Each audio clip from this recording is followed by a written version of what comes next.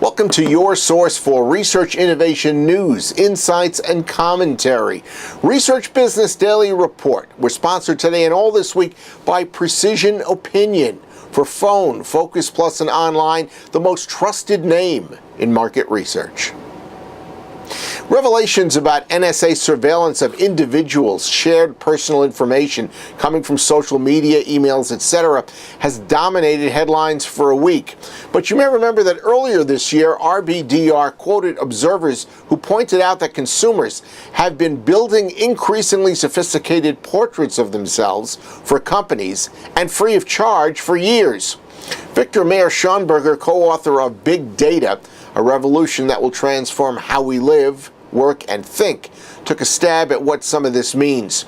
He told MarketWatch the ominous truth that corporations are beginning to use the data they've been collecting for years to now predict aspects of the lives of the personal information sharers. For instance, whether an employee should be promoted or fired, whether a person is a good risk for a transplant, and the likelihood of you being shot in the next 12 months.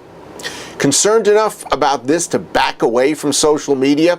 Well, Mayer-Schonberger says it's too late. Quote, the social costs are so high that that's not possible anymore, end of quote.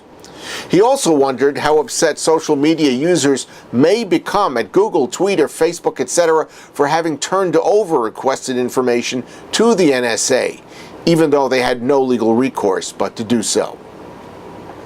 Next, Jack Honomichl's 40th annual report on the health of the U.S. market research industry says of the 207 firms that reported results to him, there was a cumulative 1.7% increase in sales, and that totaled $9.5 billion for those companies. However, after accounting for inflation, the 1.7% bump disappeared, and actually revenues were down 0.4% for the year.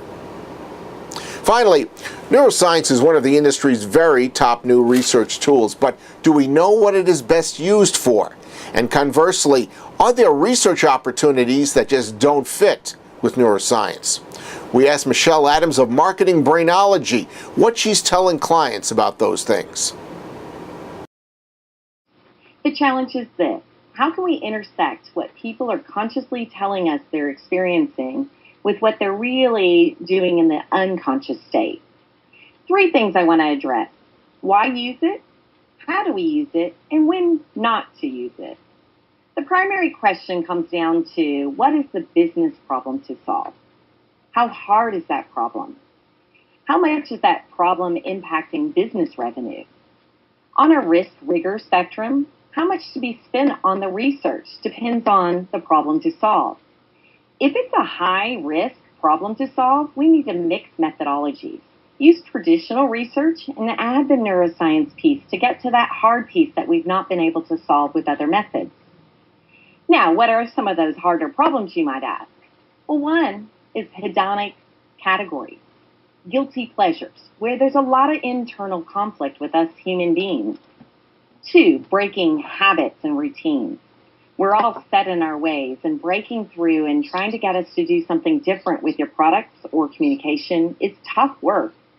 And three, breaking through and amongst much clutter in store. How do packages and POS stand out? Now, when should we not use it? Well, there will always be ethical concerns around neuroscience testing with product tasting and testing of highly regulated products like cigarettes, in some cases food and snack categories, and high-risk products, and testing children. So the reality is, when you make the message more relevant, you connect emotionally with consumers and shoppers, and that can only make our businesses grow. This is your 2 minutes with Michelle Adams. That's your Research Business Daily Report, sponsored by Precision Opinion. For phone, Focus Plus, and online, the most trusted name in market research. Click on the link for Precision Opinion beneath this video and find out more for yourself. I think you'll be impressed. Have a great research day and plan on joining us again tomorrow.